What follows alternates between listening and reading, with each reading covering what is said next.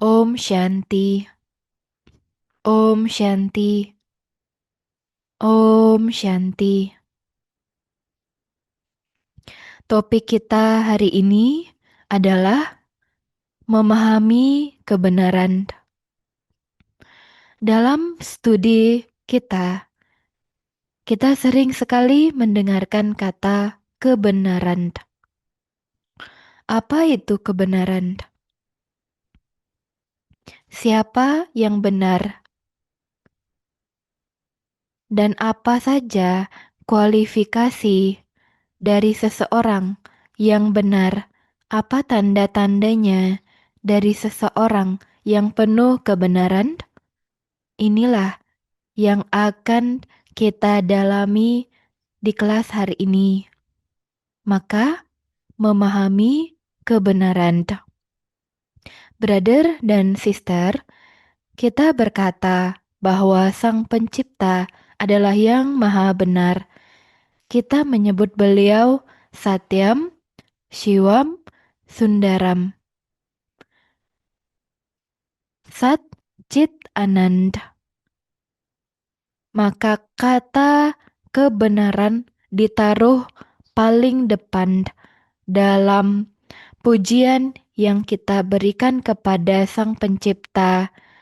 Kata pertama, kualifikasi pertama dari Tuhan adalah kebenaran. Itulah kenapa kita menyebut beliau Satyam. Ketika kita melihat kata kebenaran, ada 3 cara untuk mengalaminya. Yang pertama, ketika sang jiwa benar, ketika sang jiwa benar, maka vibrasi yang terpancar, vibrasi yang keluar, yang muncul, yang mengalir ke badan yang jiwa itu kenakan, begitu damai, begitu sejuk, begitu tenang, vibrasinya sejuk, tenang, damai, di mana ada perasaan tenang, perasaan bahagia, tidak ada rasa takut. Vibrasi yang jiwa itu pancarkan adalah ketenangan, kesejukan. Nomor 2, jiwa yang benar akan menunjukkan kualitasnya yang asli, yang tanpa campuran, yaitu kebajikan-kebajikan luhur. Dalam dharnanya, dalam aktivitas sehari-harinya, itu akan menunjukkan kualitasnya yang sejati, yang tidak tercampur, atau yang kita sebut satu pradan. Kita bisa lihat dari karakter orang itu, kita bisa lihat apakah dia penuh kebenaran atau tidak. Lalu nomor 3, tanda lain jika seseorang itu jiwa yang benar adalah tidak ada perbedaan antara pemikiran, kata-kata, dan perbuatannya. Dan sanskaranya juga tidak ada perbedaan. Maka keempat ini sejalan. Pemikiran, kata-kata, perbuatan, sanskara. Pemikiran, kata-kata, perbuatan, dan sanskaranya selaras. Maka ini adalah 3 tanda di mana kita tahu seseorang itu benar. Yang pertama, vibrasinya sejuk. Yang kedua, karakternya, dharnanya penuh kebajikan. Yang ketiga, tidak ada konflik antara pemikiran, kata-kata, perbuatan, dan sanskaranya. Sekarang, ketika sang jiwa dan badan, ketika dunia di dalam, dunia di luar Keduanya memiliki sanskara yang sama antara di dalam dan di luar. Di dalam itu artinya mental, intelek, sanskara. Lalu yang di luar itu artinya panca indera. Ketika vibrasi dunia di dalam dan dunia di luar itu sama, maka jiwa itu disebut dewa-dewi, bukan lagi manusia biasa. Manusia biasa ada perbedaan antara pikirannya, kata-kata, dan perbuatannya. Namun Dewi Dewata antara dia sang jiwa dan badan itu peranannya selaras, tidak ada konflik. Maka ini tanda kebenaran. Kita menyebut Dewi Dewata sosok yang penuh kebenaran. Kalau kita mau memperjelas lagi, maka kebenaran itu adalah kesucian dalam perbuatan, kesucian yang bergerak, kesucian dalam kehidupan sehari-hari. Itulah kebenaran. Entah Anda dilihat orang lain atau Anda sendirian, Anda tetap memancarkan vibrasi kebenaran di dalam dan di luar. Di Brahma Kumaris, kita bicara tentang zaman yang benar. Nama zaman itu adalah Satyuga. Di zaman itu ada nol konflik, tidak ada nol konflik batin. Kenapa tidak ada konflik batin? Karena batinnya dan dunia luarnya selaras. Oleh karena itu, kita menyebut zaman itu Satyuga, zaman kebenaran. Satya itu kan benar. Satyuga, zaman kebenaran. Ketika ada kebenaran, tidak ada konflik, dan sang penciptanya adalah yang maha benar. Dan di sana orang-orang asli, mereka benar, mereka memiliki kualitas Dewi Dewata. Maka ini beberapa definisi kebenaran. Bagaimana cara mewujudkan kebenaran dalam kehidupan kita? Karena di zaman besi ini kita ada kepalsuan, ada banyak jenis kepalsuan. Misalnya, kita mau mewujudkan kebenaran dalam hidup kita sekarang, apa saja yang kita perlukan? Yang pertama, langkah pertama, sadarilah saya jiwa dan ayah saya Tuhan. Tuhan adalah ayah saya, ibu saya, Satguru.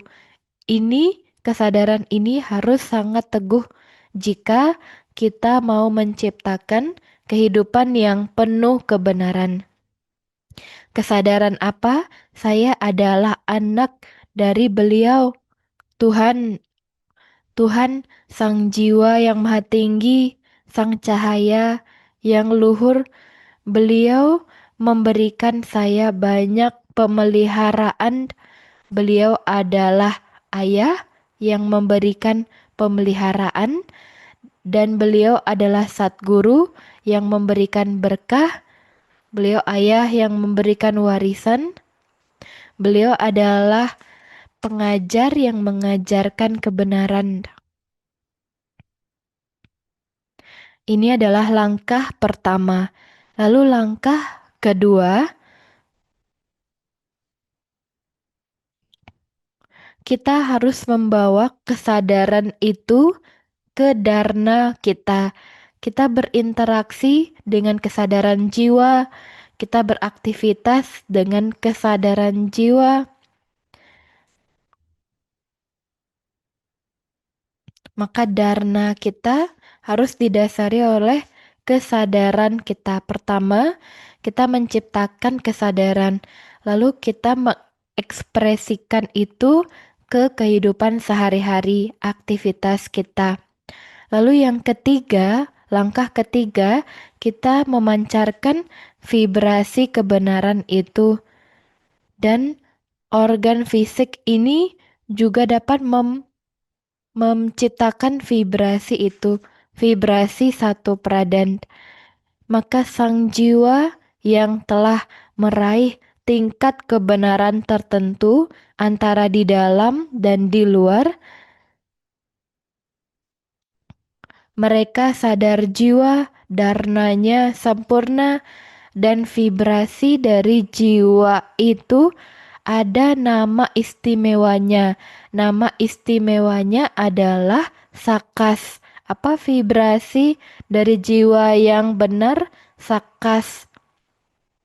Jadi ketika kita memberkahi seseorang, ketika kita memikirkan seseorang, kita memberikan sakas dalam bentuk restu baik, maka vibrasi itu disebut sakas. Namun, jika kita ada konflik batin, jika kita ada konflik di luar, maka sangat sulit memberikan sakas karena kita sendiri belum kuat. Lalu, poin lain, ketika sang jiwa penuh kebenaran, maka jiwa itu cahayanya tidak tidak berat, cahayanya ringan tetapi penuh kekuatan. Maka dia ringan dan penuh kekuatan. Dia bercahaya, ringan dan penuh kekuatan. Maka ringan, bercahaya, penuh kekuatan itu kombinasinya disebut Shakti. Shakti itu adalah kekuatan dari dalam diri yang akan menjadikan hal mustahil menjadi mungkin. Seorang Shakti dapat menjadikan yang tidak mungkin menjadi mungkin. Shakti dapat memberikan sakas. Dharnanya penuh kebenaran. Kata-kata dari Shakti, kata-kata perasaan sanskaranya selaras, frekuensi antara batinnya dan hal yang dia lakukan di luar sama. Dia tidak ada konflik dan dia didasari pondasinya adalah kebenaran. Oleh karena itu kita sering menyebut para dewi dewata para Shakti karena punya kekuatan ilahi. Dia punya kekuatan ilahi. Kekuatan dari dirinya sang cahaya. Kenapa kita memuja Dewi Dewata? Kita mengenangnya. Kenapa kita sebut pujiannya? Karena Dewi Dewata punya sesuatu yang kita tidak punya. Namun kita sudah lama memuja-muja, memohon-mohon. Daripada kita memohon-mohon, kita harus menciptakan dharna yang benar sendiri. Kita harus ciptakan kesadaran yang benar. Kita menciptakan perbuatan yang benar. Maka di zaman peralihan ini, kita mau mengalami kebenaran dan kita mewujudkan kebenaran di luar sehingga kita bisa memberi sakas dan kita disebut Shakti yang mendapatkan kekuatan dari Tuhan. Beliau adalah ayah kita, beliau adalah ibu kita, beliau adalah pengajar, satguru kita.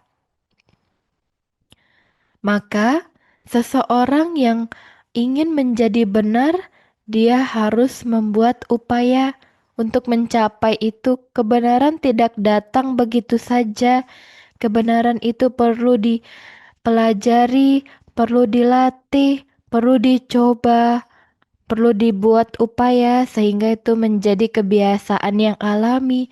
Maka Dia bisa disebut Dewi Dewata, memberikan sakas, dia bisa disebut Syakti. Sekarang, mari kita lihat kebenaran dengan cara lain. Seseorang yang penuh kebenaran, dia tidak perlu memberikan kebohongan untuk memanipulasi, untuk menutupi, karena kebenaran tidak butuh itu. Seseorang yang benar, dia tidak punya rasa takut, jadi tidak ada yang ditutupi, dia tidak ada rasa takut.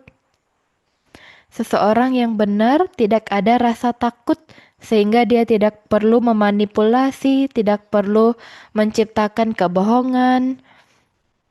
Maka dari itu di gambar-gambar yang orang-orang ciptakan, Dewi itu digambarkan duduk di atas singa. Artinya dia punya kekuatan, dia tidak takut tanpa rasa takut, dan dia menghancurkan ketidaksucian di dunia. Jadi, kalau kita bicara tentang kebenaran, kebenaran tidak ada rasa takut. Hal lainnya, kebenaran itu konstan. Untuk Tuhan kita berikan nama Sada. Sada itu artinya konstan. Nama Tuhan kan Sada Siwa. Siwa yang konstan. Karena kebenaran itu konstan, tidak pernah berubah, selalu sama, tidak pernah berubah, selalu sama, selamanya. Dan untuk Tuhan, oleh karena itu disebut Sada Siwa, karena kebenaran itu konstan. Jika kita bicara tentang orang-orang, orang-orang di saat juga penuh kebenaran. Tapi seiring berjalannya waktu, ketika mereka mencapai Treta Yuga, Dwapara Yuga, mereka mulai berubah. Maka kebenaran mulai tercampur, mulai menjadi palsu, menjadi tamo pradan seperti dunia saat ini. Karena orang-orang melalui perubahan seiring berjalannya waktu. Tetapi mereka yang sudah berubah, terpolusi, mereka bisa lagi menjadi diri mereka yang asli dengan belajar, dengan memahami, dengan menerima, mereka bisa kembali ke tahapan asli. Dan itu disebut tahapan jungkir balik. Jungkir balik ketika kepala dan ujung kaki bertemu, maka orang-orang menjadi sangat palsu, tamo pradan, lalu mereka belajar pengetahuan spiritual, mereka menerima, mereka menjadikan itu rutinitasnya, kebiasaannya, mereka dapat menjadi dewi dewata kembali. Maka manusia biasa menjadi dewi dewata, lalu dewi dewata seiring berjalannya waktu menjadi manusia. Kebenaran menciptakan dewi dewata dan kepalsuan menciptakan manusia yang tidak suci. Kita menyebutnya kepalsuan atau kita menyebutnya maya. Maya itu kepalsuan. Maka sang jiwa bisa menjadi benar, penuh kebenaran di dalam badan. Dan itu hanya terjadi di zaman kebenaran Satyuga. Oleh karena itu ada zaman kebenaran dan zaman kepalsuan. Hal lainnya yang konstan adalah relasi kita dengan Tuhan. Kita sebut itu relasi yang konstan, yang abadi. Walaupun di zaman emas, zaman perak kita tidak ingat beliau, tetapi kualitas beliau tetap berada dalam diri kita dan kita mengekspresikan itu. Lalu ketika kita ada di zaman perunggu, kita mulai kehilangan kualitas Tuhan, kita lupa diri kita lupa dengan sifat-sifat asli kita, dan kita mulai berteman dengan maya, kita berteman dengan kepalsuan, kita menjadi punya sifat buruk, lalu ada perubahan. Tapi kita mencari-cari Tuhan. Ketika kita kehilangan kualitas ketuhanan, kita mencari-cari Tuhan supaya Tuhan bisa melengkapi diri kita lagi. Ketika kita kurang daya, kurang kekuatan, kita mencari sosok yang penuh kekuatan. Karena hanya Beliau yang penuh kekuatan, yang bisa mengisi kekuatan sang jiwa. Beliau memberikan kita pengetahuan dan kekuatan melalui yoga untuk 21 generasi. Maka sang jiwa dan Tuhan memiliki relasi abadi, dan ini juga kebenaran. Ini tidak pernah berubah. Relasi ini tidak pernah berubah, dan relasi ini antara jiwa dan Tuhan sangat kuat, antara ayah dan anak, pengajar dan murid, satguru dan juga pengikut. Dan beliau juga adalah dokter, kita pasiennya. Dan kita relasi ini, beliau adalah sang tukang kebun, kita adalah bunga-bunga. Jadi relasi ini dalam berbagai bentuk, tetapi relasi ini abadi, relasi dengan Tuhan.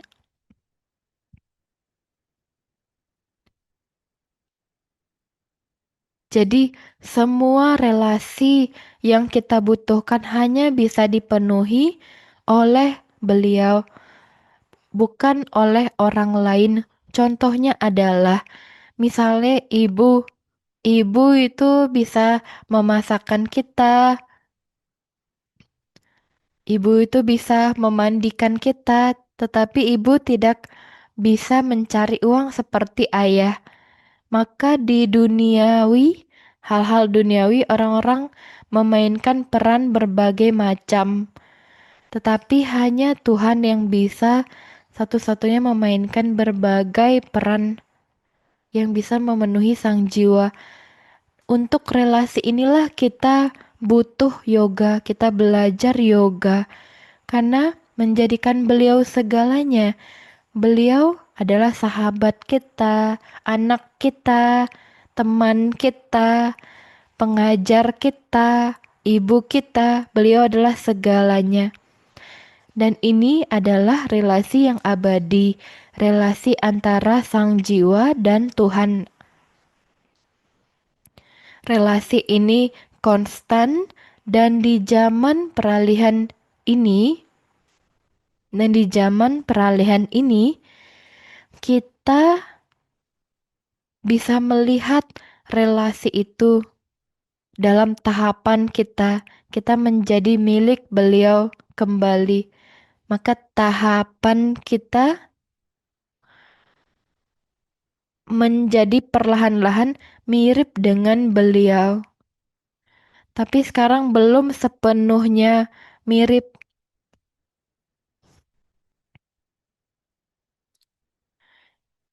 Di mana tidak ada konflik batin, sang jiwa mengalami keheningan. Disebutnya ekant, dan sang jiwa menikmati keheningan itu. Sang jiwa menikmati keheningan, merasakan kesendirian. Dan dengan itu sang jiwa bisa mengasihi dirinya, bisa menyembuhkan dirinya. Dan proses ini kita sebut dengan meditasi, atau kita sebutnya yoga. Ketika jiwa menyentuh dirinya memahami dirinya yang benar, dan perlahan-lahan menyembuhkan dirinya. Maka sang jiwa pada waktu meditasi bisa merawat dirinya, memelihara dirinya, kesehatannya mulai meningkat, kedamaiannya mulai tumbuh, dan kebahagiaannya mulai tumbuh dalam yoga. Oleh karena itu, yoga bukan persoalan agama. Yoga itu adalah untuk mengangkat diri. Yoga itu adalah respect diri, memiliki harga diri. Yoga. Maka dalam yoga, jiwa bisa mengenal dirinya.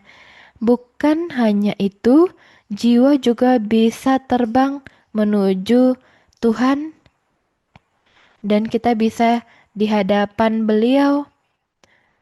Saya berada di hadapanmu, ajarkan saya ada di sini untuk sepenuhnya dikuatkan. Karena kita semua punya relasi yang abadi dengan Tuhan. Ini hal yang luar biasa. Inilah yang kita pelajari saat ini. Maka kita menciptakan relasi dengan diri, kita menjalin relasi dengan Tuhan, dan perlahan-lahan kita menyembuhkan diri. Kita menjadi bersifat ilahi dari bersifat iblis. Kita bagaikan perahu yang berlayar dari neraka menuju surga. Maka kita berlayar menyeberangi samudra menuju surga. Mungkin kita masih di tengah-tengah lautan, tapi yang dari lautan racun menuju lautan susu. Ini adalah perjalanan diri kita melalui yoga. Apa itu murli? Murli bertujuan agar kita bisa berlayar, agar kita bisa menyeberang, agar kita bisa memahami, dan murli itu adalah tangan Tuhan. Jika kita memegang tangan manusia, walaupun manusia itu baik, tetapi berapa lama itu bertahan, suatu ketika jiwa itu harus pergi meninggalkan kita. Tapi Tuhan tidak pernah meninggalkan kita. Karena relasinya abadi. Relasi dengan Tuhan itu abadi dan mengikat, dan relasi kita dengan Tuhan mengangkat, menjadikan kita satu pradan, sehingga kita bisa memberikan sakas ke dunia, menjadikan dharna kita sempurna, sehingga kita tidak perlu kebohongan, tidak perlu menutup-nutupi. Sekarang saya ingin memberikan beberapa kebajikan yang adalah milik sang jiwa yang suci. Ini adalah beberapa kebajikan yang datang dari kebenaran.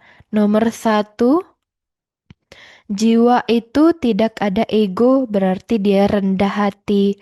Tidak ada ego, dia rendah hati karena dia sedang belajar menuju kebenaran. Dia melunasi rekening karmanya. Dia bertanggung jawab. Dia tidak membenarkan kesalahannya. Dia menerima. Dia rendah hati. Dia tidak menyalahkan orang lain. Maka jiwa yang menuju kebenaran punya kerendahan hati. Dia sederhana dan dia mengalir bagaikan sungai. Apakah Anda tahu kualitas sungai? Sungai itu tidak bisa dihentikan alirannya, walaupun ada batu, walaupun ada pohon yang jatuh, entah bagaimana aliran dari sungai itu akan mencari jalannya untuk mengalir. Dia akan mengalir apapun hambatannya. maka sungai itu tidak bisa dihentikan. Jika kita penuh kebenaran, kita berupaya untuk kebenaran, kita tidak bisa dihentikan. Walaupun ada ribuan rintangan, ada ribuan batu, mungkin itu batu rintangan di pikiran sendiri atau orang lain atau cuaca atau di dunia, apapun rintangan itu, kita bagaikan sungai yang terus mengalir, tidak bisa dihentikan. Kenapa? Karena kita bersama dengan Tuhan. Tuhan itu konstan sehingga kita konstan. Tuhan membantu kita, memberi kita kekuatan untuk mengalir. Bukan Kita bukan menyerah pada masalah. Kenapa ada masalah ini? Kenapa ada rintangan itu? Saya tidak mau meditasi. Lebih banyak rintangan lebih baik karena kita jadi mahawira, kesatria yang hebat. Apa itu kesatria yang hebat? Yang melawan segala rintangan untuk jadi pemenang mahawira. Maka jangan mengeluh. Kenapa saya ingin menjadi benar, saya ingin memberi sakas, kenapa saya dapat masalah? Lunasi saja itu, jangan salahkan siapapun, terima. Suatu ketika itu akan lunas semuanya dengan mudah. Jadilah sabar. Maka jiwa yang menuju kebenaran, sederhana, rendah hati, mengalir bagaikan sungai. Kemudian, jiwa yang menuju kebenaran bersih, tidak ada motif yang buruk, tidak ada manipulasi, niatnya suci, bersih. Dia tidak manipulatif, dia tidak perlu berbohong. Jadi ketika jiwa menuju kebenaran, dia teguh, dia tanpa rasa takut, dan jiwa itu tidak perlu validasi orang lain. Dia tidak butuh membuktikan diri karena dirinya sudah terungkap dengan cara alami, sehingga dia tidak perlu validasi orang lain. Hanya jika kita ada kepalsuan, kita akan cari-cari kebohongan, menciptakan kebohongan untuk menutupinya. Maka Baba berkata, Anda adalah Raja Resi, Anda seorang raja, Anda raja atas kerajaan diri Anda, dan Anda hanya milik Tuhan, tidak ada yang lain. Anda adalah Raja Resi yang punya kekuatan pengendalian. Anda bisa mengendalikan badan, dan Resi artinya tidak punya apapun selain Baba. Maka tidak ada jarak antara Anda dan Tuhan. Ketika ada kebenaran, Tuhan tidak terasa jauh, bukan Tuhan itu sosok yang misterius, bukan. Tuhan itu sangat dekat di hati kita. Jarak antara jiwa dan Tuhan sangat dekat jika kita penuh kebenaran. Tidak ada jarak, Tuhan sangat dekat. Di mana ada kebenaran, tidak ada hierarki. Anda lebih besar, saya bukan siapa-siapa. Anda berpendidikan, saya tidak berpendidikan. Anda kaya, saya miskin. Tidak ada hierarki. Kita semua sama menuju kebenaran. Kita satu keluarga. Kita satu keluarga jiwa-jiwa yang adalah kebenaran realitasnya. Kita jiwa, saudara, kita keluarga yang menuju kebenaran. Kadang-kadang kita lupa dharma kita lupa dharma kita lupa karena kita belum konstan ketika kita memainkan peran kita. Maka jiwa yang menuju kebenaran tidak ada hierarki. Di mana ada kebenaran, tidak ada keserakahan, tidak ada ingin rumah lebih, ingin tanah lebih, karena Anda sangat sederhana, tidak perlu mencuri, tidak perlu korupsi, tidak perlu menipu, tidak perlu mencuri. Anda tidak perlu hal lebih karena badan ini hanya hidup di waktu yang singkat. Jadi kenapa Anda mau lebih? Anda datang tanpa apa-apa, jadi Anda akan pulang tanpa apa-apa, tanpa hal-hal duniawi.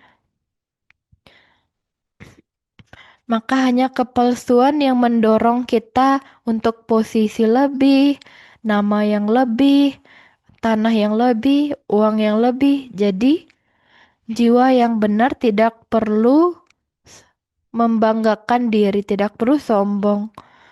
Maka orang yang benar itu bagaikan seruling. Seruling itu hampa dengan bolong-bolongnya tetapi ketika seruling itu dinyalakan, ditiup, muncul suara yang indah merdu, maka kita tidak ada apapun di dunia ini yang ada milik kita, tapi kita sangat merdu dalam memainkan drama di dunia ini dengan banyak jiwa, maka kita bagaikan seruling. Itulah kenapa Krishna digambarkan dengan seruling. Sama seperti kita tidak punya apapun di dunia fisik ini, kecuali milik Baba, milik Tuhan. Jadi, waktu tidak bisa merampas kebenaran kita. Karena kebenaran itu ada dalam diri kita, milik sang jiwa. Kebenaran kita bawa kelahiran demi kelahiran. Maka kebenaran itu dia tidak bisa dirampas oleh waktu. Kebenaran tidak bisa dirampas oleh kekuasaan lain. Kebenaran kita adalah milik kita. Karena kebenaran itu adalah properti internal. Properti internal itu tidak bisa dirampas. Hanya kita yang memanagenya. Dan kebenaran itu bagaikan pelita api yang menyala, yang memberikan cahaya, memberikan kehangatan, memberikan kehidupan, memberikan harapan. Kebenaran itu memberikan harapan dan mengusir kegelapan.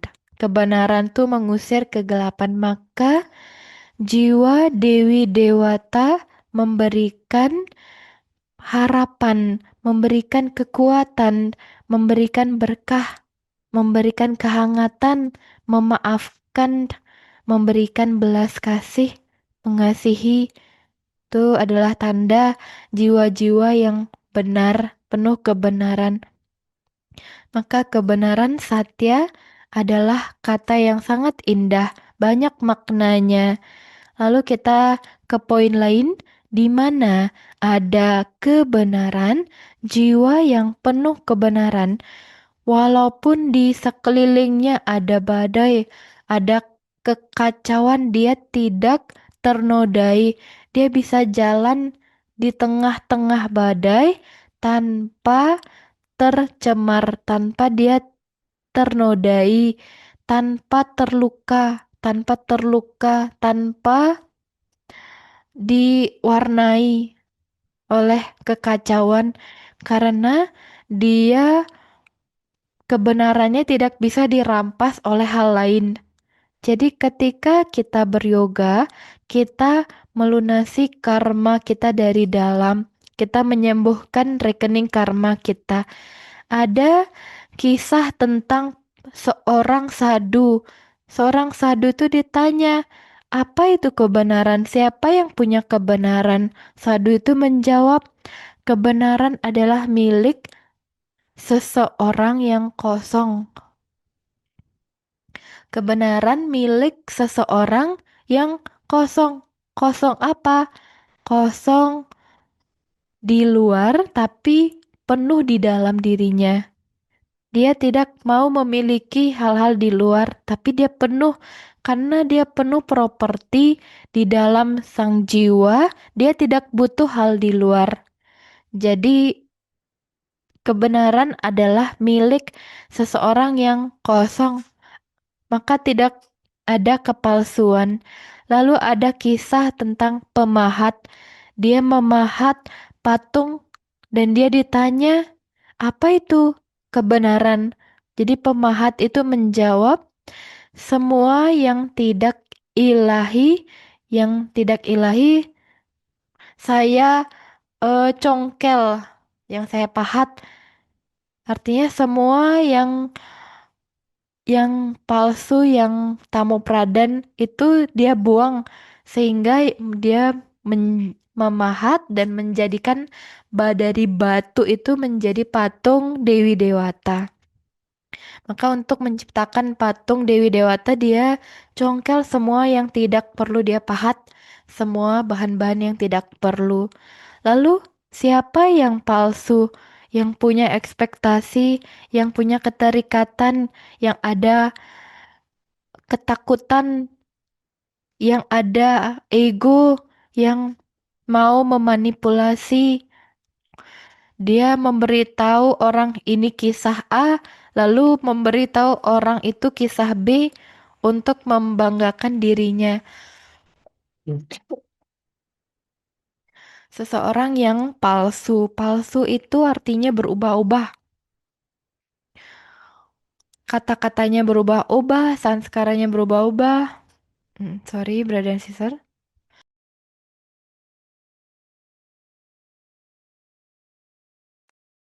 Jadi, kita tidak ada keinginan. Kita kokoh di dalam diri kita. Kita sudah ada harta yang berlimpah di dalam diri kita. Maka tidak perlu menutup-nutupi karena kita tidak ada ketidaksucian. Itulah jiwa yang benar, yogi yang sejati. Itu adalah jiwa Dewi Dewata yang memiliki koneksi yang mendalam dengan Tuhan. Maka jiwa yang punya kebenaran hanya akan bicara hal-hal yang perlu, tidak ada kata-kata yang berlebihan. Jiwa-jiwa seperti itu mengangkat, menyucikan, dia penuh dengan kekuatan. Jiwa yang penuh kebenaran, bicaranya lembut, nafasnya juga lembut, namun perasaannya dalam, dan tidak mungkin dia marah. Dan dia punya cinta kasih yang tanpa batas. Dapatkah Anda membayangkan Tuhan punya cinta kasih yang tanpa batas? Kenapa? Karena beliau penuh kebenaran. Maka ketika kita menuju kebenaran, cinta kasih untuk diri, untuk orang-orang, untuk binatang, dan untuk yang lainnya, cinta kasih itu tanpa batas.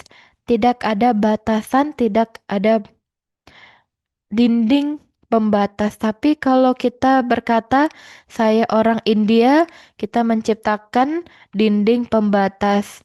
Lalu saya perempuan, lalu itu dinding batas lain. Maka hancurkan dinding-dinding pembatas itu, identitas yang palsu itu. Saya bukan perempuan, saya bukan orang India, atau saya bukan Hindu, sehingga kita bisa bebas tanpa ada dinding pembatas. Kita tidak perlu membela satu grup, membela satu ras, atau membela satu sistem keyakinan. apapun yang dilakukan orang-orang, kita hanya memberkahi. Kita punya cinta kasih tanpa batas, penerimaan tanpa batas, berkah yang tanpa batas, sama seperti Tuhan. Bisakah kita menjadi seperti beliau? Tentu bisa, kalau kita berlatih ini. Maka memiliki cinta kasih tanpa batas. Di mana ada kebenaran, ada cinta kasih tanpa batas. Dan itu menjadikan kita punya tahapan karmatit, tahapan tanpa kesadaran badan, tanpa kesadaran akan badan, tanpa kesadaran akan karma, tanpa kesadaran melakukan apapun. Setelah tahapan karmatit ada tahapan malaikat ringan, bercahaya, terbang. Itu tahapan karmatit. Maka sang jiwa yang penuh kebenaran, mengasihi keheningan, mengasihi kesendirian, dia tidak memecah belah, dia menyatukan jiwa yang penuh kebenaran, menyatukan jiwa yang penuh kebenaran, tidak memecah belah, tidak membagi-bagi, dia menjadikan orang lain dekat dengan Tuhan, dengan satu sama lain. Tapi jiwa yang tanpa kebenaran, dia merasa sendiri, sepi. Maka itu kesepian. Jadi jiwa yang penuh kebenaran mengasihi kesendirian, tetapi mereka juga menyatukan orang lain dengan Tuhan. Maka dia tidak kosong, tetapi dia penuh. Kebenaran sifatnya abadi, tidak berubah, selalu ada. Tetapi dalam kisah siklus, kadang-kadang kebenaran kita muncul, kadang-kadang itu tidur. Sekarang di zaman peralihan, kita bangkit, kita bangun. Kenapa kita bangun dari tidur? Untuk membebaskan kita dari penjara yang kita ciptakan sendiri. Penjara apa? Identitas. Identitas saya Hindu, saya pengajar, saya perempuan. Kita bangun dari dinding-dinding penjara yang kita ciptakan sendiri dan kita menjadi terbebas. Jiwan mukti. Maka kebenaran itu membebaskan, kebenaran itu membuat kita terbang karena apapun identitas duniawi itu mengikat kita, membuat kita takut, membuat kita terbebani. Tapi kalau kita tahu kebenaran, kita bangkit, kita bangun, kita ringan, kita terbebas, maka hancurkan semua dinding-dinding penjara yang kita ciptakan dengan kebenaran. Karena kebenaran membebaskan. Kebenaran itu menjadikan jiwa seperti bunga yang mekar dan apa? Agama dari bunga. Tidak ada, bunga itu tidak ada agama, tidak ada gender. Jadi kebenaran menjadikan sang jiwa mekar bagaikan bunga. Maka dari itu Tuhan berkata, saya menciptakan kebun bunga-bunga, taman bunga-bunga, tidak ada batasan duniawi, semuanya satu keluarga dunia. Jadi tidak ada agama yang memisahkan dan kita tidak perlu perantara untuk membuat kita dekat dengan Tuhan. Kita bisa dekat dengan Tuhan sendiri karena kebenaran otomatis menghubungkan kita dengan Tuhan. Kita tidak perlu perantara, kita tidak perlu media. tidak perlu doa. Jadi, jika ada kebenaran tidak perlu perantara media. Jika kita lihat pohon, kita kalau kita lihat pohon yang ada di tanah yang luas sendiri, kita berpikir pohon itu kesepian. Pohon itu tidak pernah kesepian. Pohon itu terkoneksi dengan tanah, dengan langit. Jadi kita tetap terkoneksi. Kita tidak pernah kesepian. Walaupun ada kekacauan di sekitar kita, kita terbebas. Itu adalah kebenaran satya. Satya adalah kata yang indah, yang dalam, dan itu menyentuh hati kita. Inilah sebabnya Tuhan disebut satya dan sada, konstan. Sada, satya, selalu benar. Ketika kita ada kebenaran, ada keilahian dalam segalanya. Jadi, kita punya pandangan yang akurat. Di dalam segala hal ada manfaat, walaupun orang lain misalnya atau kita sendiri melakukan perbuatan yang benar, ada manfaat. Dan kita terlahir kembali.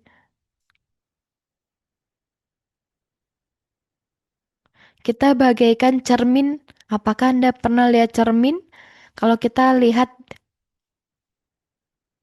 cermin, ada refleksi, tapi ketika kita jauh dari cermin tidak ada wajah yang kelihatan. Jadi kita bagaikan cermin yang hanya memancarkan kesucian, tidak ada agenda lain, tidak ada motif lain, hanya kesucian dan memberkahi. Kalau lihatlah cermin hati Anda. Ada pepatah yang berkata, "Hei jiwa-jiwa, lihatlah cermin hati Anda. Lihatlah diri Anda. Jangan sampai ada sanskara tidak suci." Maka kita polos bagaikan anak kecil. Kalau misalnya ada kebenaran tidak perlu mengulang-ulang. Seperti mantra. Mantra itu kan perlu diulang-ulang. Jika ada kebenaran, itu dalam hidup kita, sudah dalam hidup kita. Dan kebenaran itu tidak bisa terhapuskan. Dan satu momen kebenaran, satu momen bangkit menuju kebenaran, mereka berkata itu seperti ribuan sinar matahari. Satu momen sadar akan kebenaran itu seperti mendapat ribuan kehidupan. Jadi dalam kebenaran tidak ada yang rugi, tidak ada kerugian, tidak ada yang hilang. Tapi dalam kepalsuan ada yang hilang. Contohnya dalam kemarahan, keserakahan, dalam ego, banyak hal yang hilang. Tapi dalam kebenaran tidak ada yang hilang, tidak ada yang rugi. Semuanya bermanfaat, waktunya tidak ada yang rugi, energinya tidak ada yang rugi, pikirannya juga tidak ada yang hilang. Maka kebenaran itu ilahi, kebenaran abadi, kebenaran itu menyejukkan, dan dari kebenaran inilah kita terlahir kembali. Apakah Anda terlahir kembali dengan kebenaran? Artinya, apakah Anda punya pemikiran yang baru yang memecahkan dinding pembatas? Apakah Anda punya akal sehat yang baru yang bisa menciptakan keputusan yang benar? Maka Anda sedang menuju kesempurnaan Anda. 16 derajat surgawi komplit. Kebenaran itu indah, kebenaran penuh cinta kasih, kebenaran itu bagaikan obat, kebenaran itu membangkitkan, membangunkan, kebenaran mengangkat, dan saya bisa mencari. Jadi Tuhan disebut Satyam Siwam Sundaram karena ini, dan Tuhan juga Satchit Anand. Maka kualitas pertama Tuhan adalah kebenaran. Baik, ambil banyak manfaat. Sampai jumpa lagi. Om Shanti.